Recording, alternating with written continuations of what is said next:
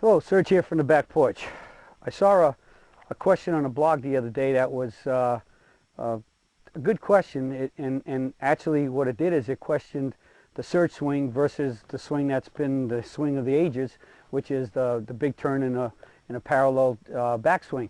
And when I read that, I decided that maybe it was time to break out some of the scientific data that I've accumulated over the years and answer that question from a scientific standpoint from the words of other people besides me. Now, as you know, everything I teach is based 100% on physics and physiology. The laws of the universe are given to us by God as physics. They're the laws of the universe given to us by God. They're unalterable and unchangeable. And you can swing by physics, or you can swing in contrary to physics. Every bit of the physics that you avoid doing correctly, you're just increasing your error, which decreases your success. And then physiologically, our body is a tool. We have the club as a tool, and this club should fit the body, and then the body has a design, and if you use it correctly, you will play better golf and have be more successful, more consistent, hit the ball better, and have less chance of injury.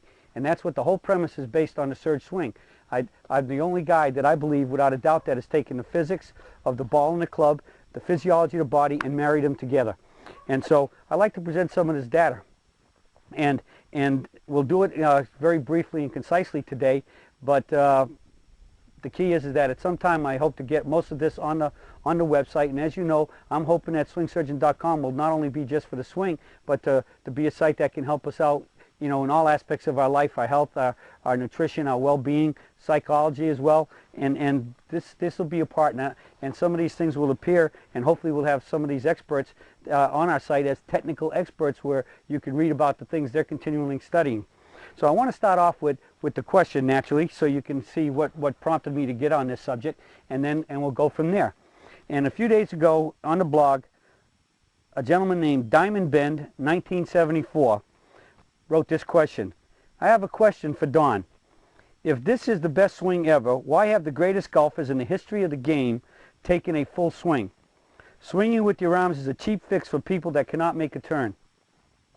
I get that, but why does that make it right?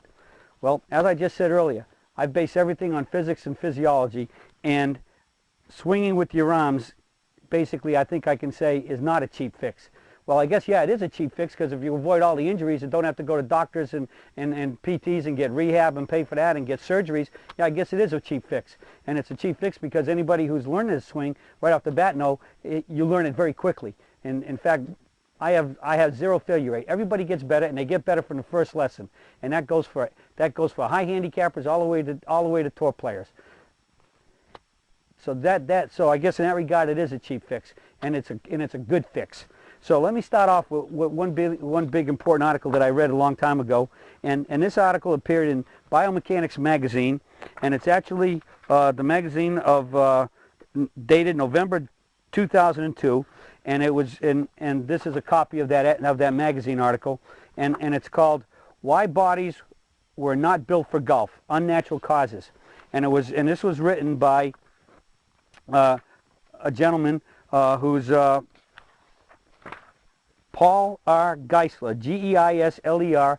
He's letters after his name is ATC/L. Paul Geisler is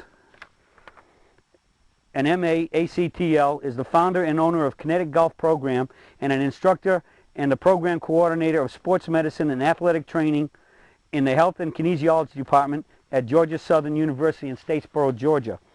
And on the second page of this article, he starts off by talking about the golf swing and all the injuries that are common on the golf swing, and he states down the bottom, observations of many of today's professional golfers will reveal a great deal of variance with regard to backswing length.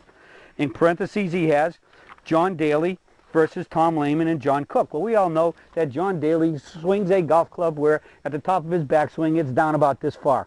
All right, and we know that if you recognize Tom Lehman and John Cook, they are basically three-quarter swingers. I would say that in many cases they probably turn a little more than I'd like, might get a little bit in the sacred burial ground, but because they're three-quarters, they're not getting that deep. But in regard to that, he closes off that paragraph making this statement, quote, additionally, there is currently no scientific research supporting the idea parallel with the ground is the ideal position for the end of the backswing. All right, I'll repeat that.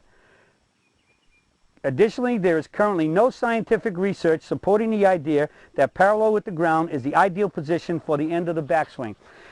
Any of you that have gone kind of deep into what I write have heard me say that the majority of golf instruction is based on opinion, supposition, speculation, trial and error, not fact.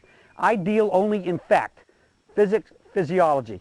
So here we have Paul Geisler bringing up that subject in that Biomechanics magazine article in 2002. When you put it to the test, scientifically, the surge swing is the swing.